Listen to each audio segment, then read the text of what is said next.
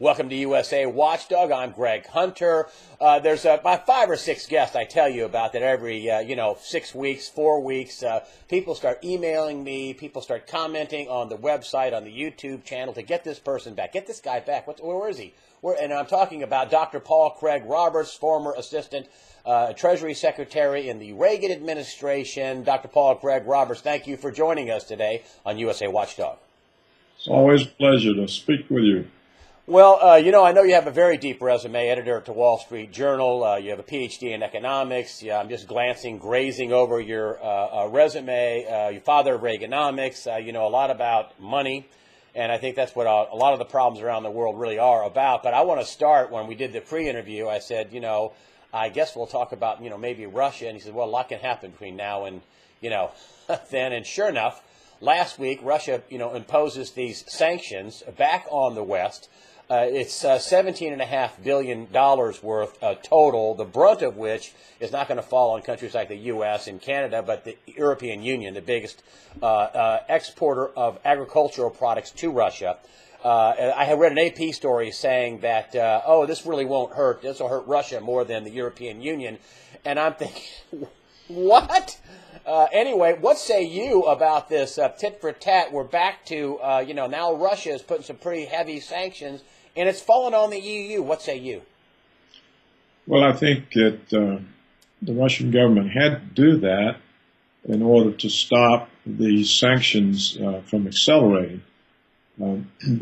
Europe is not used to being independent or having its own foreign policy. It has its foreign policy dictated by Washington. And so Europe has never had its heart in these sanctions. And Europe doesn't gain from the conflict that the United States is creating with Russia. They only lose. And so I think Putin realized that if he does nothing, then the United States will be able to pressure Europe for more sanctions. And so he's showing Europe that this can bite back, and they're not particularly inclined to cooperate with the United States on this matter. And so I think he made the right decision, or the Russian government made the decision. He's not a dictator. And that this will cause the Europeans to realize that agreeing to the United States setting their foreign policy is very expensive to them. So that may cause them to resist or to assert their independence. Some of the countries that are hurt the worst are the smaller ones, like Greece and Austria. And they're right now extremely angry because they were already in difficulties, especially Greece. So this anger will spread, and it will reverberate, and it will work to Putin's advantage, not to Washington's. What are your sources saying? I mean, you have global sources. People are pinging you all the time. What are you hearing about how this is going over in Europe? Well, it's not going over. It's not clear because the European press always follows Washington's line. But now we see a major break. Today, I think it was, Handelsblatt. This is the main financial newspaper of Germany. It's like the Wall Street Journal of Germany. And it came out with a very strong statement by the editor-in-chief that the direction that the United States was pushing things is contrary to common sense, and it's contrary to the interest of Germany. And so we've now had possibly the major voice in the media in Germany come out and say, we can't go along with this. It's time for Germany to find a more sensible course. And that this policy of the Americans of always escalating every conflict is the kind of nonsense that gave us World War I. And we've never really recovered from that. And therefore, this is a break in the ranks. And this is, as I say, is probably the most important newspaper in Europe.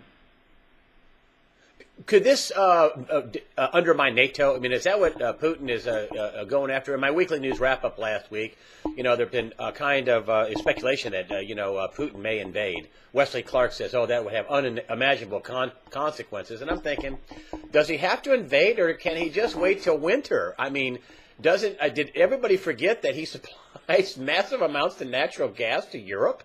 I mean, what happens this winter when people are heating their homes and businesses and Russia says, hey, we're not going to give you a deal on this gas. You pay double or triple, or we're sending it to China. I don't know. I think the talk about Russia invading, that's the American military security complex, so they can beef up their budgets and have more taxpayer monies allocated to the military security complex. It's just propaganda. And of course, the British Defense Committee is following the same line. So we have a tiny little Britain talking about how it's got to step up and protect Europe from Russia, as if Britain could do that. But you say that's just, they're not going to, in your mind, they're not going to invade.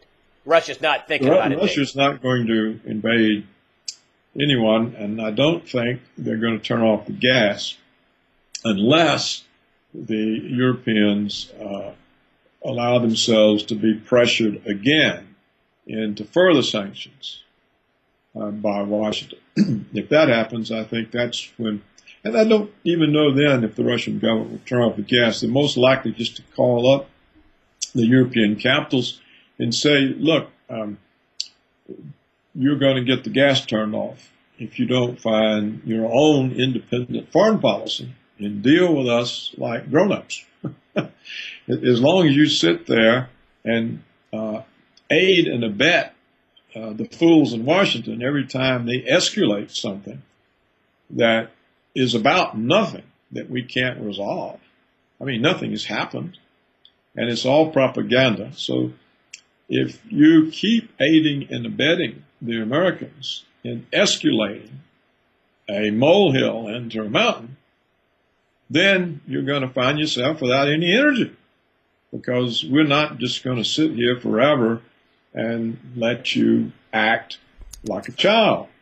So I think that's the most likely thing that the Russian government would do, and I think at that point the Europeans would realize they're being forced into actions that are of no benefit to them whatsoever and are entirely part of Washington playing the bully, trying to dominate other countries. So I don't think this is going to work out well for Washington. What I'm afraid of, Greg, is that Washington is reckless. And as the Handelsblatt, the newspaper itself, said, Washington doesn't have any diplomacy. It uses force and threats. And it's not smart enough to have diplomacy. And the danger of force and threats is they can lead to war. Yes. Yes. So this is the issue that I've posed, and this is the issue now that the main German financial paper, Handelsblatt, is posing, and it will cause a lot of thought. It's very well written. It shows a level of intelligence far above anything you can find in the American media. I mean, the people at the New York Times or the Washington Post, these people, compared to this editorial, they couldn't write anything that good. So I think it's going to cause a lot of thought, and it shows the kind of leadership I was hoping would come out of Germany. So this editorial, putting its foot down, saying, we've got to say no to the Americans. This is not in our interest. It's not in the interest of the world. It's not in Europe's interest. I think this is a good sign, and it could well be that this will blow over because Washington has behaved in such an unreasonable way. You know, they've caused a crisis with no evidence. just propaganda.